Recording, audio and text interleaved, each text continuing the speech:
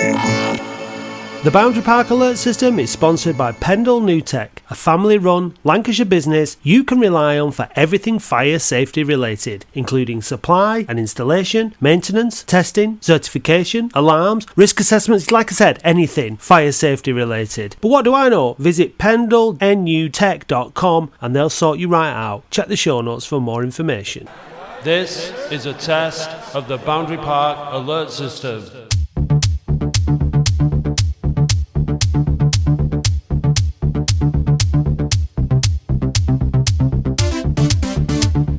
Hello and welcome to the Boundary Park Alert System with me, Matt D, and I'm joined as always by my London correspondent, Andy Holloway. Good afternoon, Andy. Hey, good afternoon, Matthew. It's a later one. You were complaining last week about it being too early. Is this okay for you? Well, I mean, under the circumstances, yes. I was out last night and had a few drinks. Happy birthday, by the way. Oh, yeah, it's tomorrow, but thank you. Well, it's Monday. When this comes out. As you're listening, yeah. So it was went to Whittle's at Tokyo's last night. There was a Tokyo's reunion night with lots of the old DJs from Tokyo's were playing, and it was all right. I mean, I was home at a very reasonable hour, I must say. With my age and everything creeping up on me. Plus, Harriet was the designated driver, so we didn't stay too late. So, but it was all right. It was quite good. You do need an extra hour or two just to sleep it off. Yeah, I find, as you get older, you don't get that luxury because you've got two young boys. Exactly. Yeah. Well, for me yesterday, I said this the other week after the Barnet game. I love a 12:30 kickoff. I'm all in. When you've got kids, I'm all in. Kick them all off at 12:30 for me. It's absolutely fantastic. Kids are up at 5 anyway. We're out the door at 8. We're at Paddington Station having breakfast. It's easy to get there for 12:30, and then you've got all the afternoon to whittle away as you please. The only issue for me was I had the pleasure of seeing my friend Danny yesterday, who lives in Swindon, and we ended up going into the old town in Swindon and sinking one too many Guinnesses. So I've got up with a bit of a headache this morning, I'll be honest.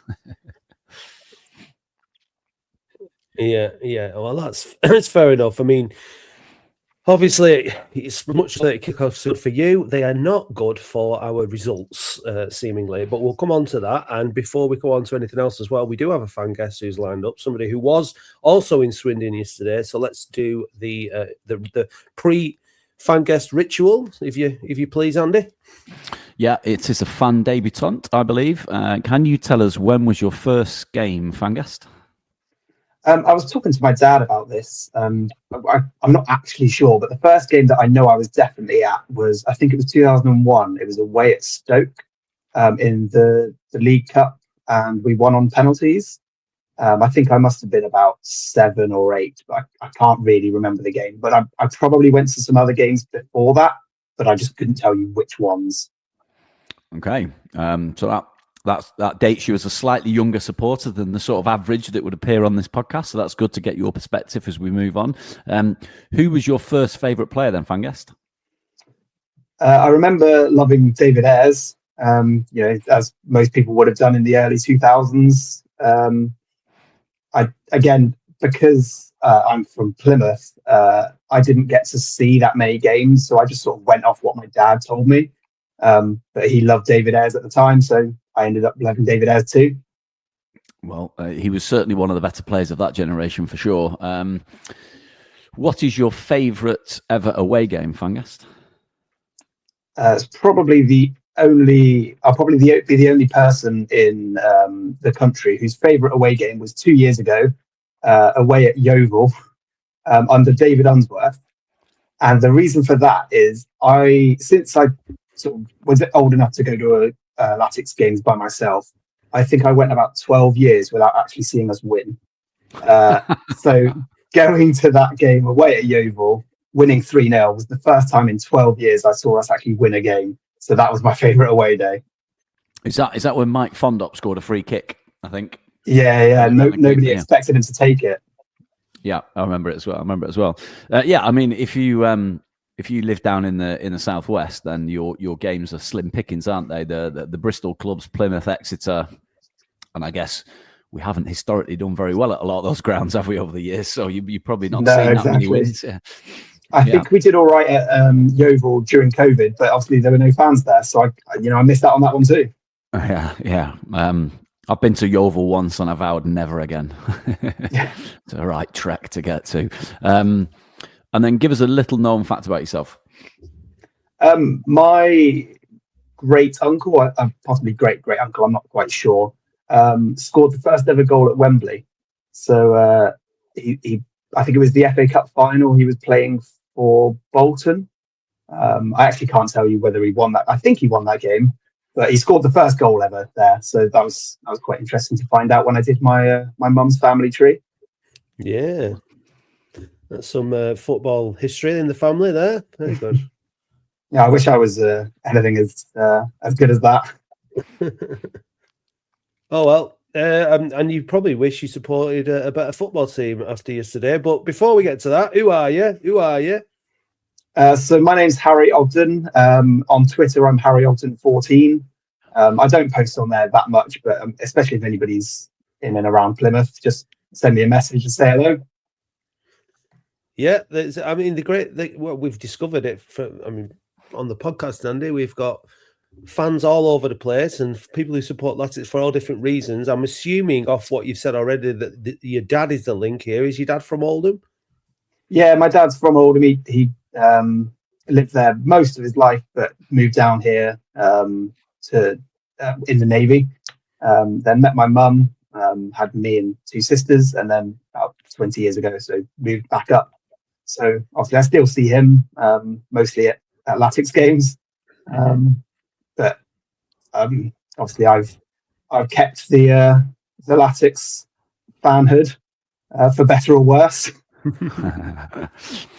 I mean, good on you for keeping it going. I was just having a quick look. I think the first FA Cup final at Wembley was in 1923, which I think was the famous one for the white horse that came on the pitch. And Bolton beat West Ham United 2-0. And the scorer of the first goal was a gentleman named David Jack. Is that him? That's the one. Yeah. Scored after 2 minutes. There were 126,000 people watching. Wow. Yeah. Nice. Wow. Yeah. So there definitely weren't 126,000 people at the county ground in Swindon yesterday. There was nowhere near that figure. It looked on the telly like it was quite sparsely attended. I know it's quite a large ground, but what was the attendance yesterday, Andy? I think it was about 7-1, which is a touch under where they've been. I think probably because it was a morning kickoff and it was on telly. I think a few of their fans probably didn't bother as well.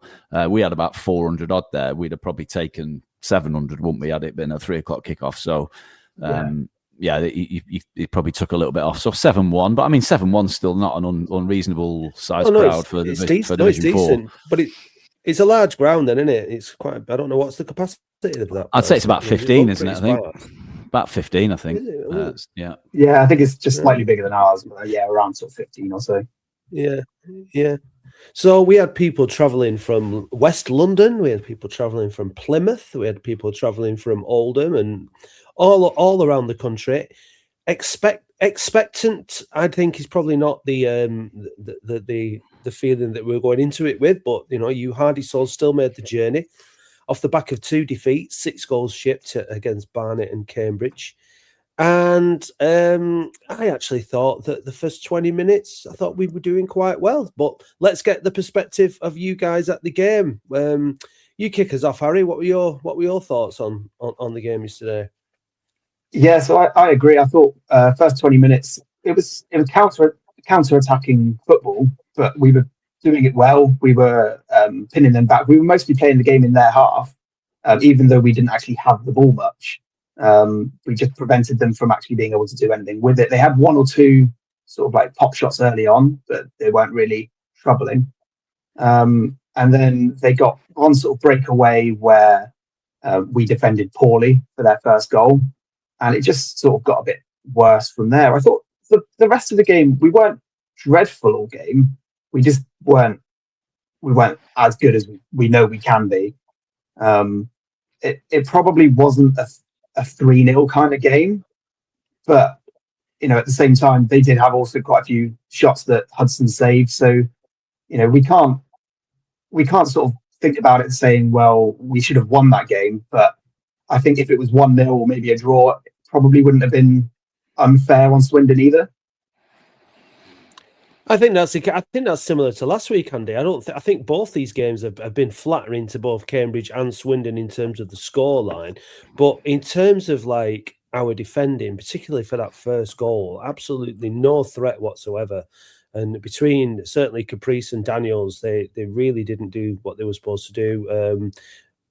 He put the ball back in. Oh, it was shocking. But Andy, what were your assessment? What's your assessment overall? Cambridge and Swindon are better teams than us, right? Not massively, not like poles apart, but they're better. They're just a bit better as a team, and I'm kind of fine with that. I'm not losing my head over it. It is what it is. We've taken a couple of beatings and we've leaked 9 goals in 3 games, which is completely unlike everything that's come before this season, where we've had a very, very tight and stingy defence. So, you just going through a little rocky period, and that's the way it's going to be. But I mean, from my perspective, I was pleased with the lineup. I said last week I thought it's time to drop Woods. He did. Good.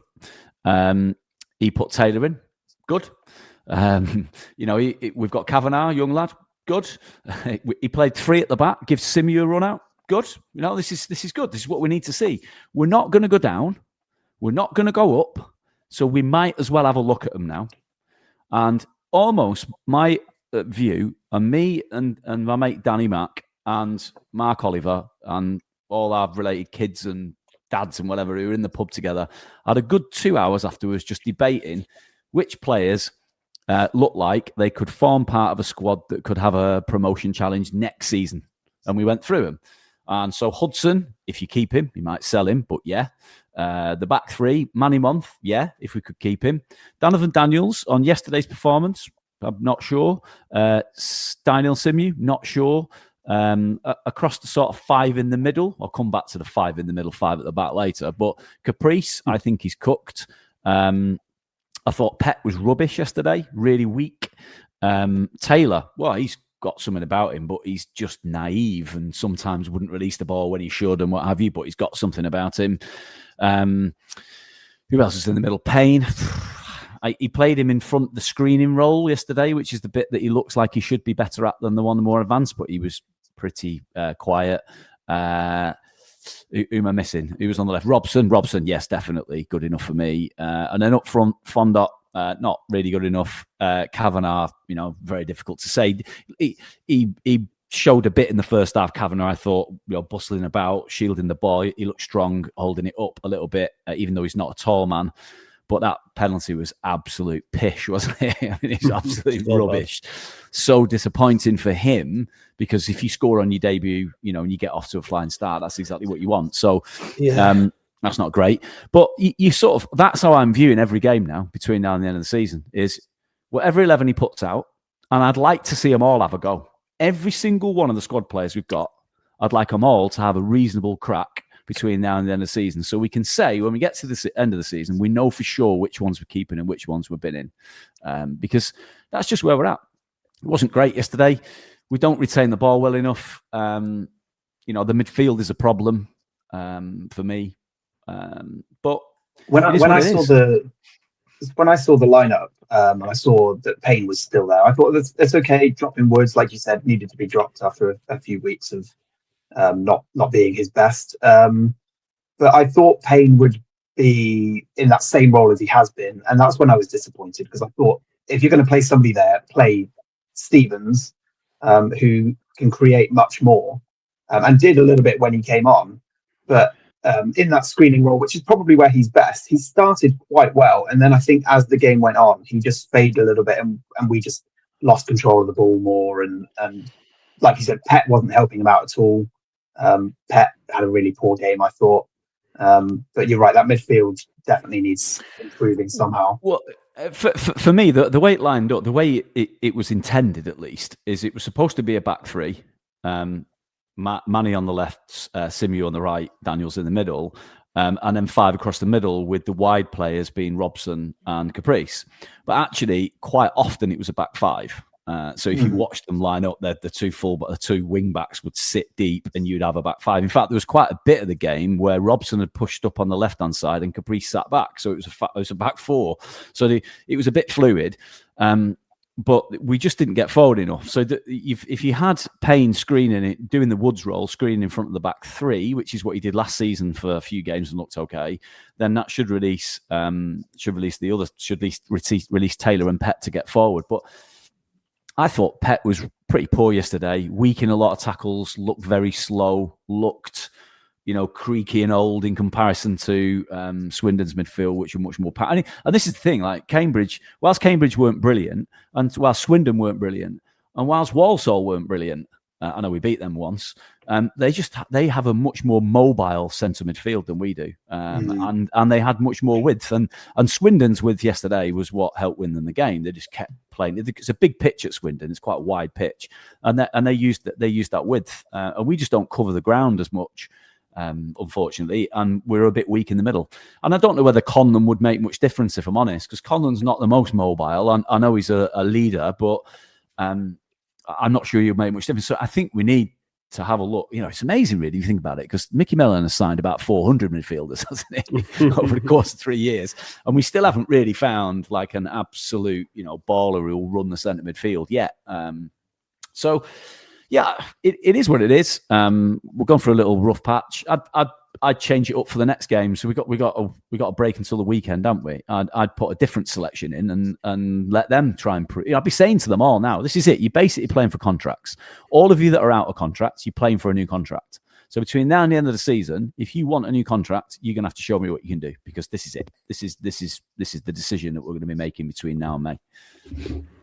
So, speaking of contracts, obviously, Latics have lost 3 games on the bounce. So, a significant portion of our, particularly online supporters, have gone into absolute meltdown and insist that Mickey Mellon needs the sack. You're seeing it all. Bring Pete Wild until the end of the season. All these things that usual sort of tropes that come out. What was the atmosphere like in the stand yesterday in terms of like the support for the manager, and what were people talking about, lads? So what was anything there that's worth reporting on? From my perspective, there wasn't too much negativity in that sense. It was obviously disappointment at some of the way we were playing, but there weren't, as far as I could hear anyway, there weren't shouts of Mellon out or anything like that. I think there were a few disgruntled voices at full time, understandably, but I don't think there was booing or anything like that. Is just disappointment. I don't know how Andy saw it. I mean, there wasn't loads of dissent. No, I mean, all the people I was with and went to the pub afterwards were all pretty level-headed about the whole affair. Disappointment, yeah, but could see the bigger picture and the perspective. Nobody was really losing their mind. There wasn't many audible. No one was really booing. No one was really, getting on anyone's backs. It's just disappointed. I mean, once they scored the third, everyone filed out. So I'm not sure I was even in the stadium when the final whistle went. I was probably just walking around the perimeter. So yeah, nobody really was really that bothered, I don't think, in the ground. Of the 480 odd that were there, it was pretty level headed. I think as well, like we didn't expect anything from the game. We didn't expect anything really too much. We expected to be more competitive in both this game and the Cambridge game, but we probably expected to lose one or both of those games. The Barnet game was the disappointment, because we should have won that game, really. And then if we'd won that and then lost these two by just one goal, nobody would be that disappointed. It's only when you look at the score lines and the fact we've conceded 9 goals in 3 games, that's the real big sort of kick in the teeth. Yeah, I mean, it happens. I think we'll get onto it a little bit more about this, but I think we should have a listen to Mickey Mellon and see what he says. As always, I tend to leave this until the morning. I've not listened to it before now, so let's have a listen to Mickey Mellon chatting with. I presume it's going to be Alan Jones from the club, with the media team. Mickey, disappointment today at the county ground. What's your assessment of that game? Yes, I think what you've seen today is the difference is when Swindon did get the opportunities that they got, they were clinical. And I think people will probably say, well, there wasn't much between the teams and all this, but they were more clinical than us and punished us from the I'm struggling to think of many opportunities that they had, but they were clinical from all of them. And people say, well, there wasn't much difference, but that is the big difference. The big difference is the teams are at the top end of the league because they're ruthless, and when they do get these opportunities, they take them, and they don't miss penalties, and we don't miss. And you're clinical at the back as well, and don't give too much away. And the goals that we give away, straight free kick, the first one, and then we don't shift across and go and let the boy take 2 touches in the box. They're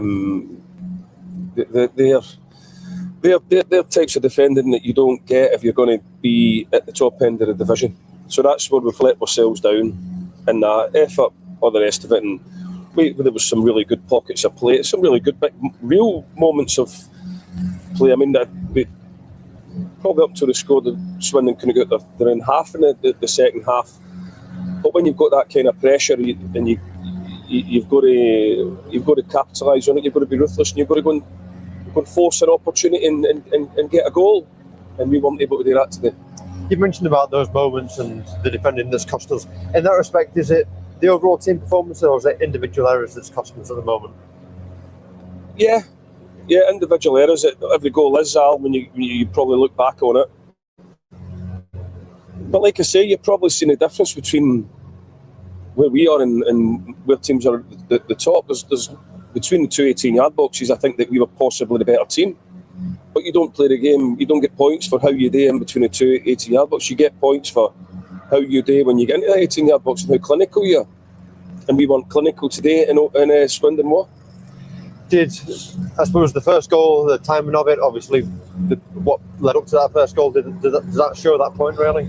Well, listen, it was a poor goal. It's a goal that you don't give away if you're going to be successful. You don't get a straight free kick going over the back of a back three and then wonder why, where your defenders are, your midfield players are, and the guy's allowed to take 2 touches in the box. If you're going to give yourself a chance of coming to places like Swindon and getting results, then you can't let these things happen. And just finally, obviously, changing the setup today and 4 changes in personnel as well. Was that to try and match Swindon up, or was that more to try and get the likes of Callum? No, it was match Swindon up. They never played the back 3, they played the back 4. No, it was get 3 players up front and go and have a right good go. Which I think in the whole we probably did. But did we create enough chances? And when we did get the chances, were we clinical enough? When we got into the final third, did we show the qualities that's needed in order to make better of the times that when you're in the final third? We'd probably say no. Too many times in the first half. And then miss a penalty with it would have been sort of 16 minutes to go. They're the moments that you must take. So yeah,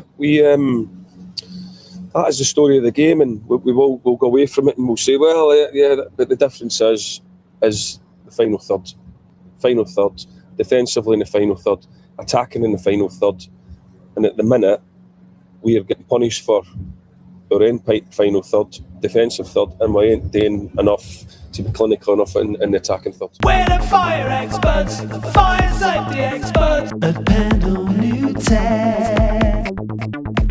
We train fire marshals, fire safety marshals at Pendle New Tech. Pendle New Tech have fire experts across the UK covering all your local and national needs. With over 100 years experience in the fire safety industry, you know that you can trust Pendle New Tech. Right, enough of that now. There we go, Mickey Mellon. Agree, lads, with his assessment of the game, or what? What are you saying? I agree with most of it, to be fair. I'm not sure we were the better team, like he'd said at one point. I think better team between the boxes. But I mean, we were certainly in the game for most of it. Their third goal of the game was pretty much the last kick of the game. And we got the penalty when we were 2-0 down, so we were clearly still fighting. So we weren't out at any point, but I agree with most of what he said there, in terms of they just took their chances and we didn't, because we did have opportunities. Connor Ripley in goal, he did quite well as well, but we didn't create enough to put those chances away. When we know we're not that good at putting chances away, we need to create more.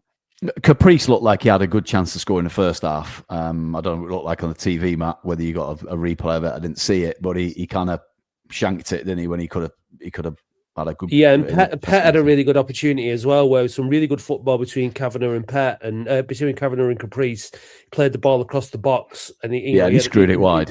He didn't get a contact on it, and it was a really, really good opportunity. You know what? Pet's a good football. You can strike a ball. It was very disappointing, but there was some good play like that. Like Mellon did address, there was some good play. It's not like we didn't play well at all yesterday. And I think, kind of like what you were mentioning, what you were alluding to before, Andy, is, the likes of Cambridge and Swindon. All right, the last couple of games, I think personally, the scoreline's probably flattered the other team. I think, like you said, Harry, we were pushing up towards the end of the game, trying to get a goal, got hit on the break because we'd committed men forward, and that made it 3-0, and that makes the scoreline a lot worse than 2-0, But obviously, we should have had a goal. You can't be missing penalties. I said it on the bloody on the phone in the other night about the importance of getting a debut goal for a striker. We mentioned Billy Waters missing a penalty on his debut. What does Kavanagh do? Absolutely just passed it down the middle, didn't he, to Ripley to kick away. It was shocking, really. Just smash it in. Just, really disappointed with that. I'm disappointed for him more than anything. That's the start that I wanted him to have. I wanted him to get that goal. I thought he worked really hard yesterday, Kavanagh. I thought, he wanted to make an impression on his debut. Unfortunately, he left the wrong impression by missing the penalty, but Joe Garner missed the penalty before him. I think the best penalty taker at the club is probably Hannon, but it's not worth having him on the pitch for 90 minutes just in case you get a penalty, because he was bobbins in the second half last week against Cambridge. But I don't think that we're actually a million miles off what is needed to get out of this division. And I think that a lot of people are getting a little bit ahead of themselves in terms of what's expected and what you need to be to get out of this division. Most teams in this division aren't the teams that are at the top end. They aren't brilliant football teams. They're not like silky skills, like taking men on, passing and moving and ripping you apart. They're just really effective. They're organised, like they're mobile, they're fit, they're competitive, they're difficult to beat. And they take the chances when they get them. And that's what's needed to get out of this division. And I don't think that this squad is not ready for that. It needs strengthening. It needs, certain players are going to need upgrading. But it's not a million miles off in terms of being what is needed to get out of this division. And that's the problem. I think people are looking and think that we have to be like the Joe Royal team in order for it to be successful. That's not the way it is. I think we're building towards getting a squad together which gets us out of this division, and that could be it could have been this season potentially. You never know. Had Conlon stayed fit, Jack Stevens been fit, had we picked up more points earlier on, whatever. So it's not the case, but it's the mentality of people panicking just because we've lost 3 games and now you've got to get rid of the manager and all that kind of stuff. We've been here and we've done that a million times over, and it's not worked. Wally of the week this week on Twitter is Cy Mills. It's not just this week. He's Wally of the week. I won't bother reading people out, but I'm going to name and shame this week.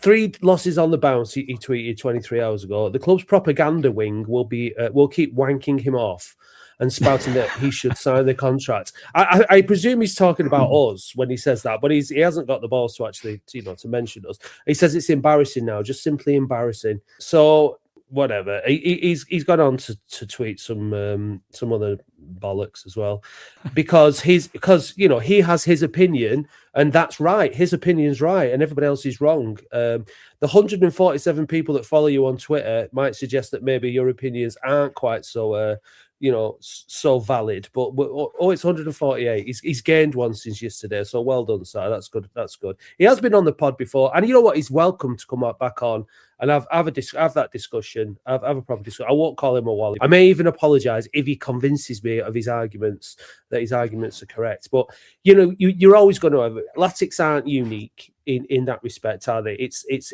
football fans are 1 minute they're all buzzing and everything's great. 6 matches undefeated. Then we have it ourselves with Dave, don't we? 3 games they're catastrophising. Everything's rubbish. We need to sack the manager. It's part of the game. It's absolutely part of the game. But I still think personally that we're better off keeping the manager, giving him a contract, giving him another go next season, give him the opportunity to build on this squad that we've got. And the foundation of a promotion side is one that's difficult to beat. And up until the last few games, we have been difficult to beat. We've not conceded many goals. That's the foundation that you build it on. And I'm okay with that. Like I'm okay with us getting promoted and in the playoffs by winning games 1-0. I don't give a shit. And we don't have to be blasting teams away every week to get promoted. We just have to do the basics, which is be solid, not concede, and take our chances. And I don't think that this squad's a million miles away from that. I think we'll be in a position to potentially have a go next season at challenging for the playoffs. You've just got to take like a broader view on it, haven't you? And just take have a little look at the bigger picture and just look at it over a slightly longer time series when you come to some conclusions, instead of like knee-jerk reacting to a very short window of a couple of weeks. Exactly. Like if I put some context on it, right? There was a Kieran Maguire, people will be familiar with the Price of Football podcast that he does. And all the work he does on publishing stats on financial numbers. Forest Green Rovers published their 2025 accounts in the last week. How much did they spend on player salaries in the National League last season? Do any of you two gentlemen know? I have no idea, but I'm gonna go for £3 million. £6.4 million. Wow. And they didn't get promoted. Yeah. I can categorically assure you that our salary budget is a fraction of that still today, let alone last season. Probably operating on about £2.5 million last year. Maybe it's 3 this year. So half of that number. And they didn't get promoted. Stockport had 6 million. Wrexham had 6 million in the National League. God knows what Milton Keynes Dons have got this year. Probably pushing 10. You've just got to put a little bit of perspective on it. If you look at Swindon yesterday, like Drinnan and Ollie Palmer, like they had quality at this level. We haven't got that. We've had our equivalent of those sorts of players.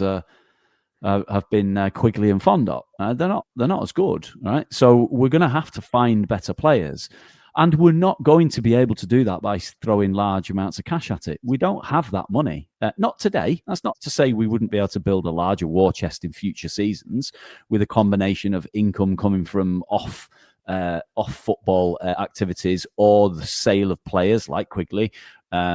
Or maybe blooding some young players through the youth setup that will hopefully bring us some players over the coming seasons. You just got to take a slightly bigger view, like a helicopter view of the situation, and understand that the trajectory and the progress that's being made. And so, well, Andy, look where we've come from. Look at the state of the club. Look at the state that Corney left it in. Look at the state that Abdallah left it in. Look at 3.5 years ago now, when the Rothwell family took over the club. I know, but we got beat 3-0 yesterday, Matt. I know. Oh my God, it's the end of the world as we know it. But we started from scratch. It's not just that the money that's been spent by the Rothwells hasn't exclusively been gone into the playing squad. It can't do. The club needed investment. In every single area, they've had to spend. Well, not only that, all sorts of stuff. This week, Mickey told us in his pre-match presser that the money coming from the Quigley transfer is going on Chapel Road upgrades. Oh, great, fantastic! It's capital expenditure into infrastructure projects that will make the club a more attractive proposition to future footballers that want to come and be employed by us. was never done before, Andy. It's not been done for years and years and years. And we'll get Harry's take in a second, but like just another insight from Wally of the Week on Twitter. It's Mr. Rawlight, as quite rightly, in my opinion, suggested that Mickey Mellon is the most successful manager that we've had for years. Si doesn't agree with that. We don't have the most successful manager for the years. We have the manager that took us out of the lowest league. Yeah, we have a manager who won us promotion. And he won us promotion ahead of time last season. There were people calling for Mickey Mellon's head before the playoffs last season. These are the same people, I should imagine. But the club didn't panic. They stuck with him and he got us promoted. And he's the only manager to get us promoted in 34, 35 years. So that makes him the most successful manager. Clearly, if the parameters in football, success are promotion and winning things, of course he's the most successful manager. And this season, at the start of the season, most people were saying, look, all that matters really is staying up. It doesn't really matter. Mid-table would be great. If we could finish a few, in and 10th and have a chance of the playoffs for most of the season, that would be above our expectation. But all that really matters is consolidation and staying in the division. And then when you start to get that and that's delivered, that's not enough, apparently, for some people. And I get that we all want to see better football. We all want to see this, that, and the other. So does the manager, so do the owners, everybody does. But it's this big picture thing. It takes time. Everybody else in this division is coming off the back of years of being in the football league, of being well established, of having bigger budgets. We are coming in off the back of like the worst period in our history, and we're rebuilding towards where we want to be. And we all want to get out of this division as quickly as possible, but we have to accept that it's going to take time to build the foundations of the football club, and it's more important to stick with that now, I think, and build us up to be ready for League One, and that's what we're looking for, a squad that's ready for League One. So I just think we just need to be a lot calmer. We can talk about, I mean, have you seen much about the Sports Town project, Harry, and what's going on with that, and what are your sort of like? What's your take on how the club is being structured and built towards becoming successful in the future?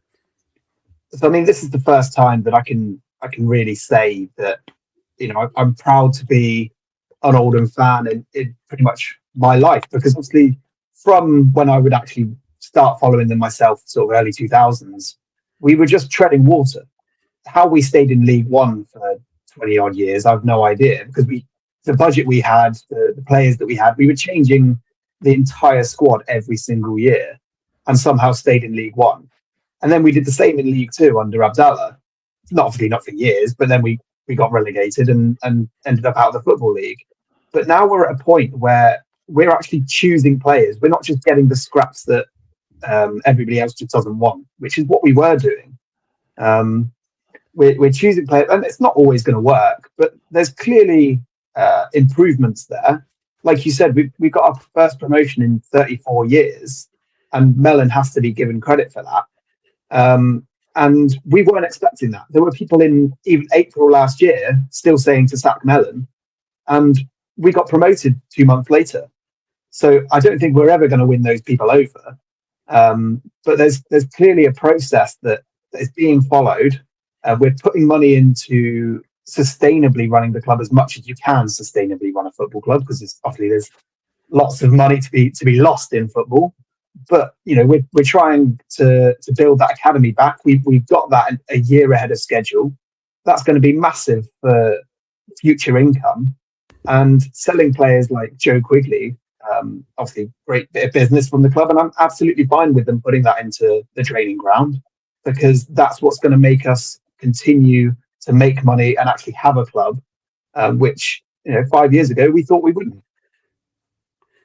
Yeah, well, exactly. I mean, I think I sometimes feel that like people would sacrifice.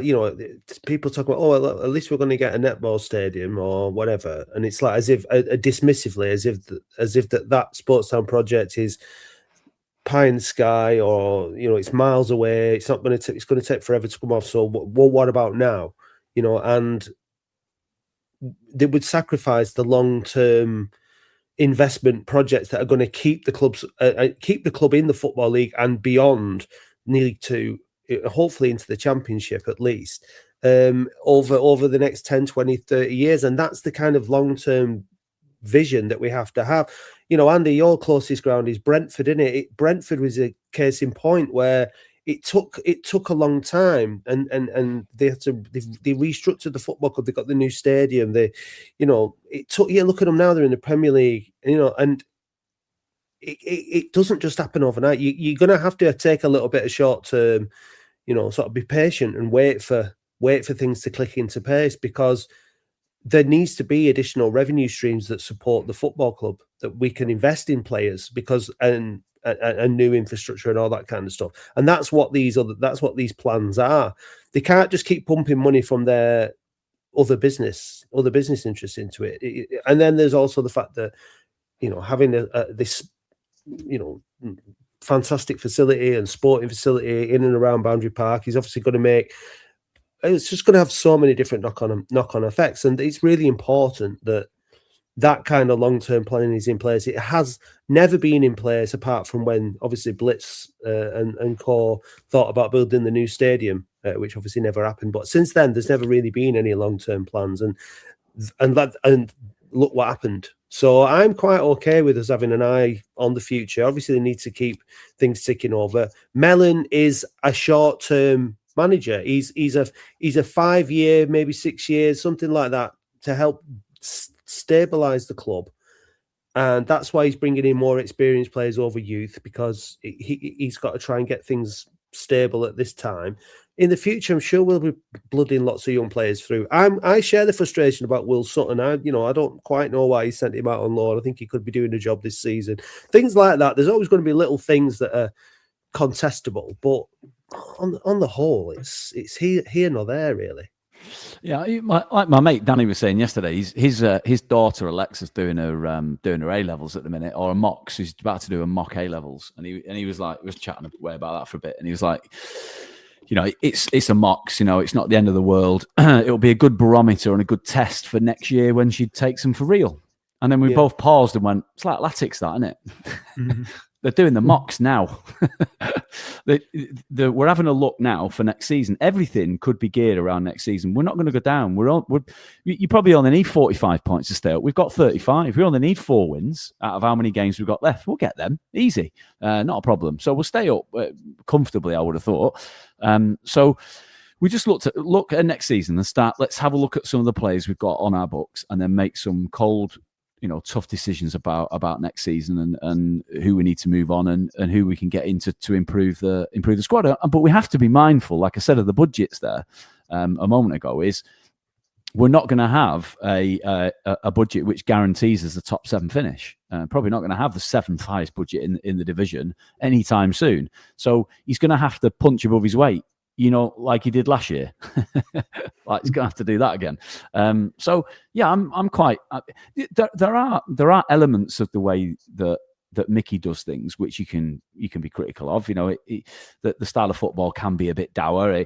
We don't retain the ball enough. But is that because that's the players he's got? Is that because that's the way he's setting the team up? I'm prepared to give him the benefit of the doubt.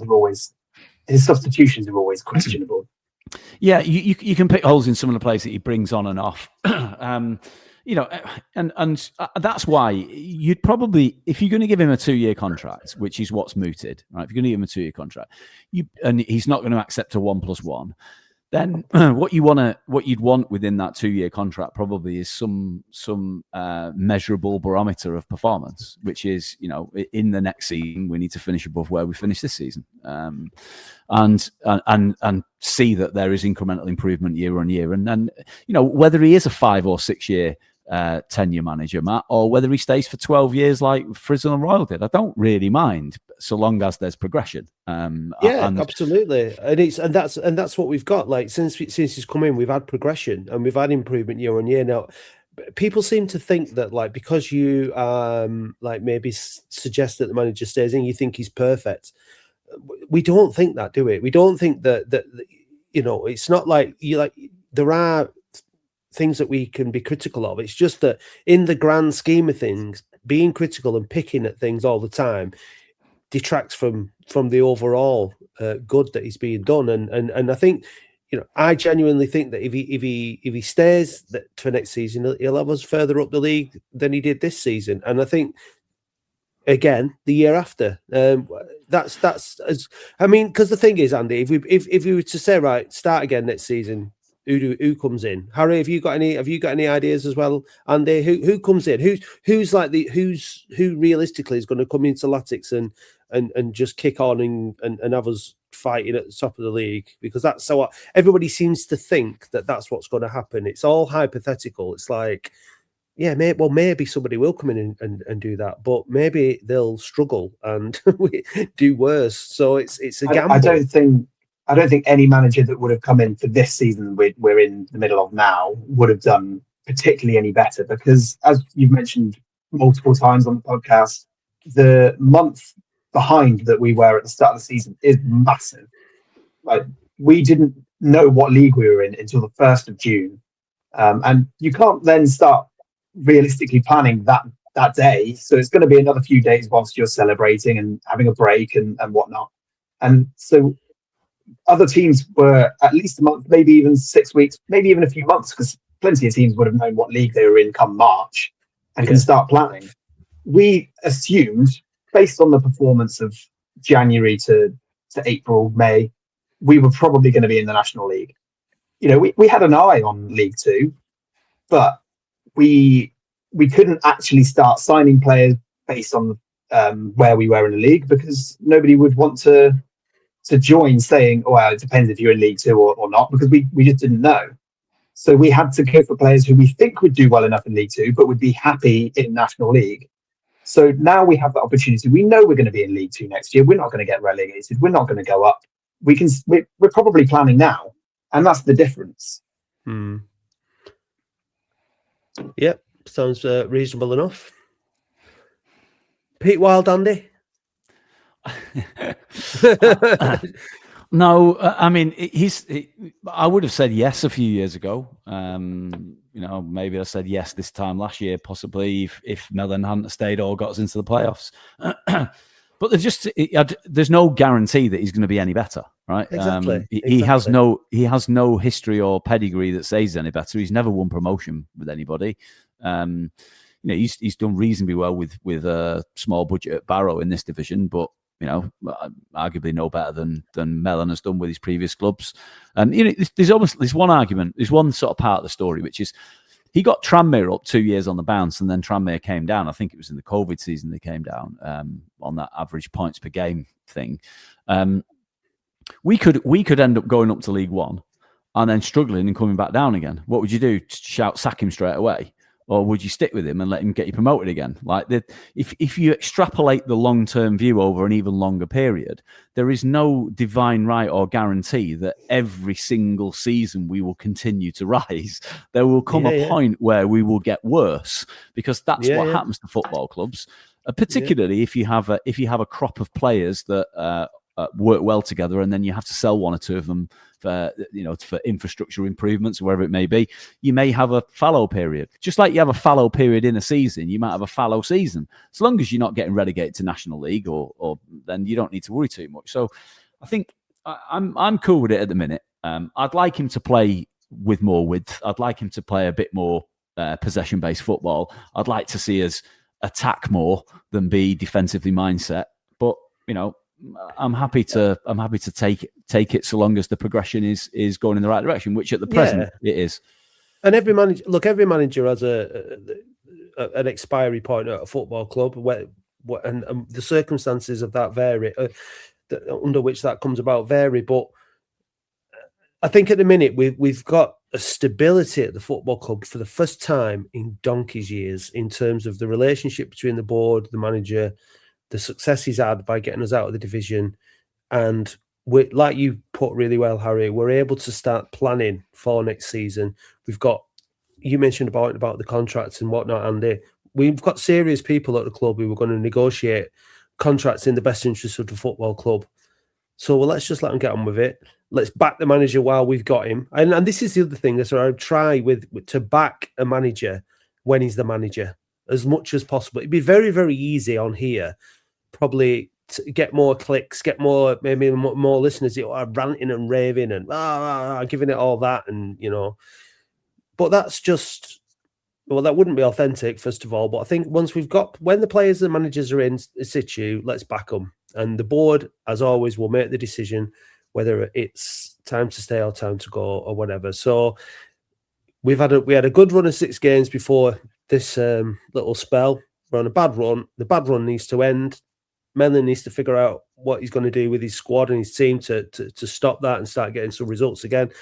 Absolutely. The players are accountable. They've got to start taking the chances. Can't be affording to miss penalties. Joe Garner against Chesterfield. Kavanagh yesterday, unfortunately. And we've got to switch our brains on when we're defending in the 18-yard box. And so there's a number of different things. People, it's a collective thing. You last season when we got promoted, it was a collective. The manager, the players, everybody can take credit. The fans, everybody. And when we're struggling a little bit, it's very easy then to start pointing the finger at one person. But if you succeed together, then you fail together, and that's the way it is. We've got to roll our sleeves up as a collective in Boundary Park for 2 games now against Fleetwood and Bristol Rovers. Let's try and get behind the lads, and let's hope we can start, just turn it around, get a couple of wins, and everyone will be feeling a lot more zen, like Andy. So, right, that's it. We are now ready at the time for Latics Mind, Harry. I'm sure you're very excited about participating. Yeah, I can't wait.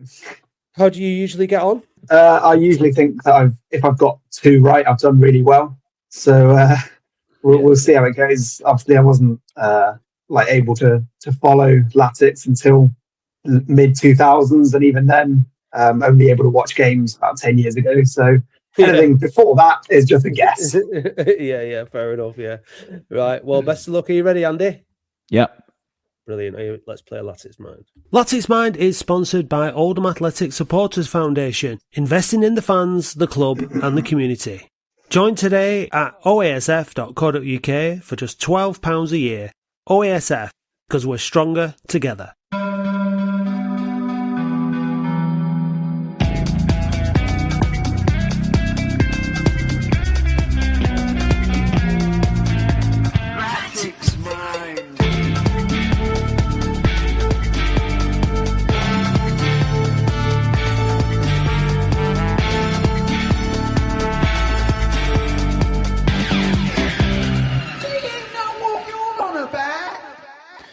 Who did Latics beat on penalties in an FA Cup second round tie in 1998?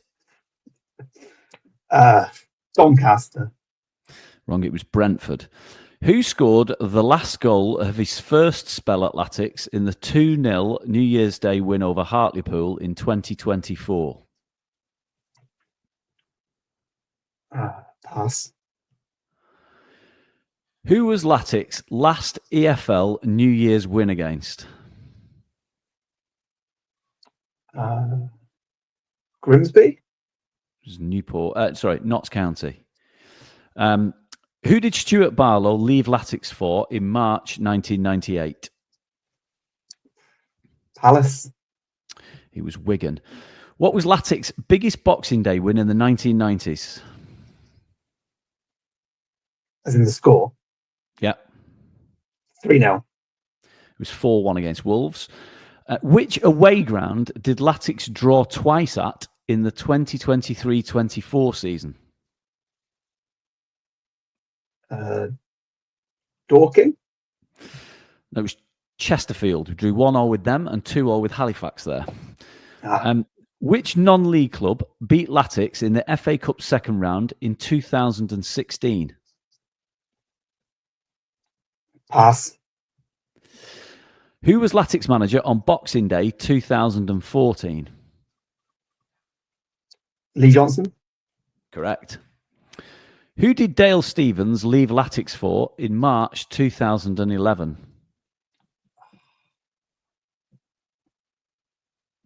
Brighton. Close. Southampton. How many goalkeepers did Latics use in their National League games over 3 seasons? 5. 4. You got 1. Matt, there's a couple of passes in here. Yes. You might kick yourself with this one, Harry.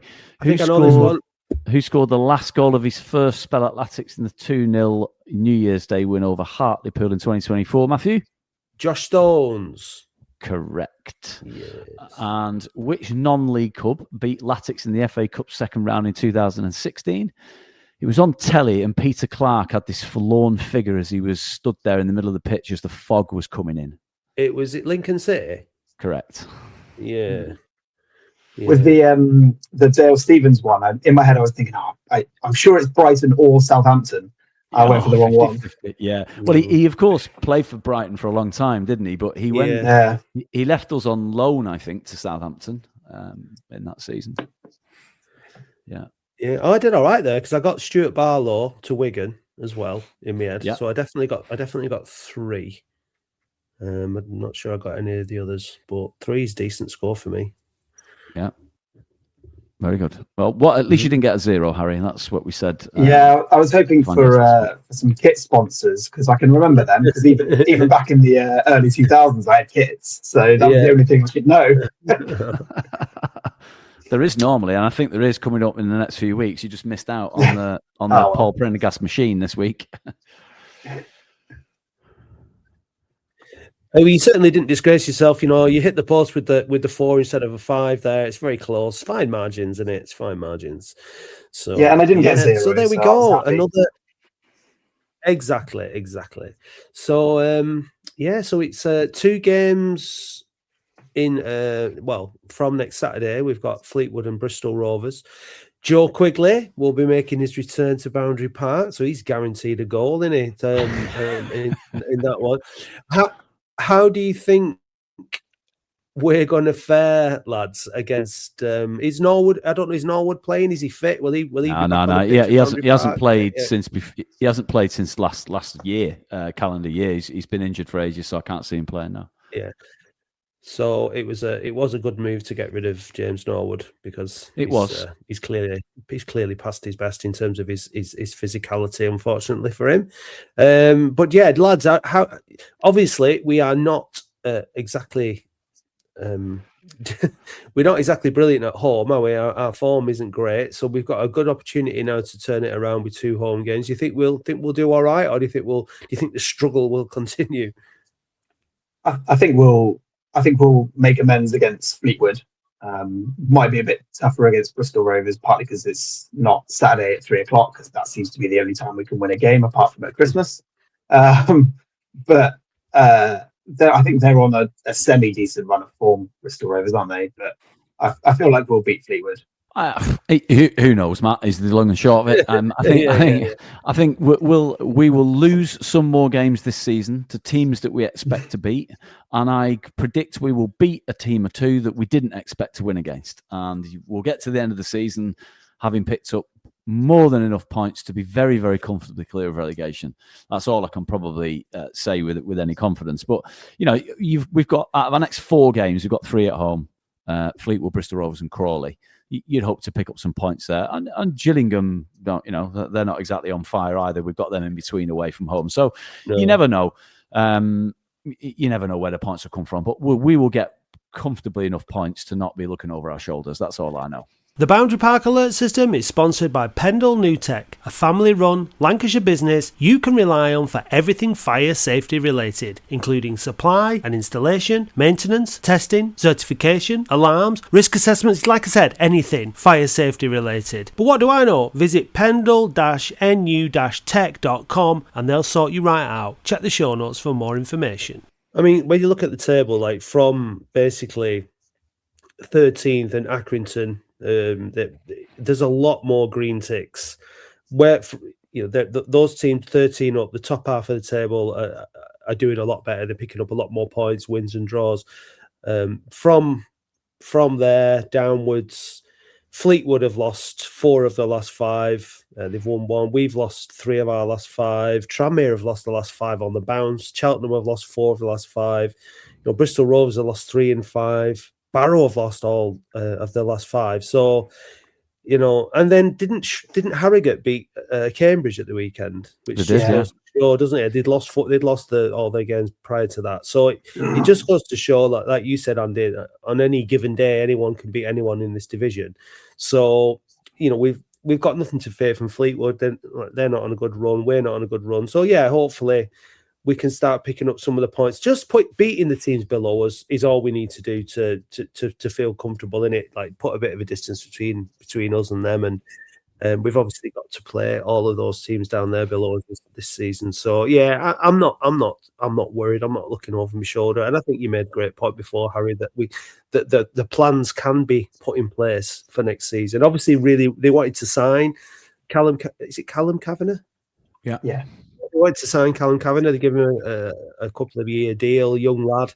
That's progressive. He's not 34, is he? He's a 22-year-old lad. So I think the signings, and you also made the point, Harry, we're signing players who we want to sign.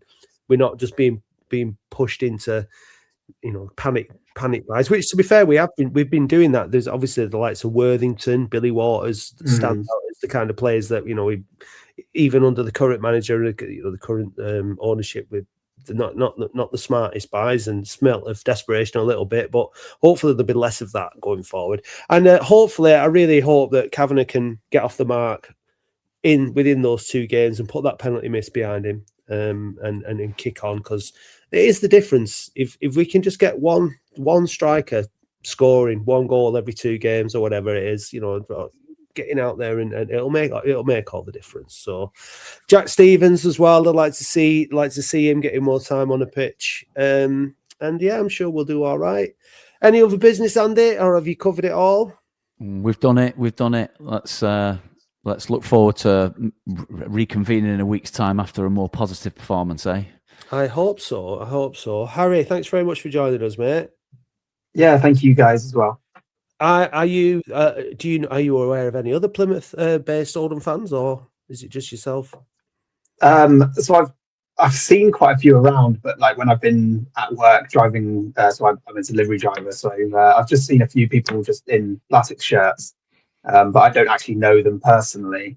But there's one in the town where my wife works, who comes in regularly into her shop, wearing a Latics shirt. And I always say, like, introduce yourself, but she never does, because it's quite a small town. The fact that he's there, it's not like a uni student as far as I'm aware. It's just unusual, because that was the town that we used to live in. So to see somebody in a town of about 8,000 people miles away from Oldham in another Latics shirt is quite unusual. Well, listen, if you are that person, reach out to Harry. Let's try and get a little Latics Plymouth club going, so you can meet up and watch the odd game together. It should be nice. Absolutely. Yeah, are you in Oasis? And you can join Oasis. I was gonna say I've never actually known sort of just like where is it its own website? Is it part of like Owen the Blues? Because I've just never actually looked into it. Yeah, I mean, I'm part of, so you can go on Owen the Blues. There's a message board dedicated to Oasis and Owen the Blues. But to be honest with you, most of the communication amongst the Oasis cohort now has migrated to WhatsApp. So there's a WhatsApp group, and people that are members of Oasis. It's congregated primarily around London and the southeast, but there are members of Oasis that come from a bit further, Oxfordshire and Essex and out towards Suffolk and Norfolk. So I could send you the details and you could join. I just have to pre-warn you, there's quite a lot of spam in that group. Yeah. I think I did look before and obviously noticed it was mostly London based, which, obviously not a problem, just not local to me whatsoever. It's about as far as Oldham is. So, it is, yeah. Well, come on, Latics fans in the southwest. Let's get organised. You are there. You do exist. Let's get organised. So I've spoken to a few Harry, when you can be the boss. Oldham have played. When Oldham have played Plymouth Argyle, there've been quite a few people who say, "Oh yeah, I live in Plymouth," but don't ever exchange numbers or anything like that. So maybe I will when we play them next time when we get promoted. Absolutely, great stuff. Right, well, hopefully, we'll be playing at Plymouth soon, and we'll have your local knowledge, we can come down and you can take us to all the good pubs and stuff. So I look forward to that. Right, lads, thanks very much. I'm off for a Sunday roast around my mum's, so I'm going to enjoy that. Don't let Latics third defeating 3 games get you down. It's going to be Monday morning anyway. You're listening to this podcast. Life's good. Like, it's spring in a month. Like, just enjoy life. Don't let the football get you down, especially if you're the Wally of the week. Okay, thanks for joining us, and please do. Hey Dave, did you know that listeners can now buy us a coffee or any other kind of hot beverage? Ooh. What's your favourite hot beverage, Dave? A macchiato. And how do you like your macchiato? Black with lots of milk. Oh. No cream? No. Well, if you want to buy Dave a macchiato, then go to buymeacoffee.com/We Are Oldham. I'll just have a Nescafe. Oh. Thank you, listeners.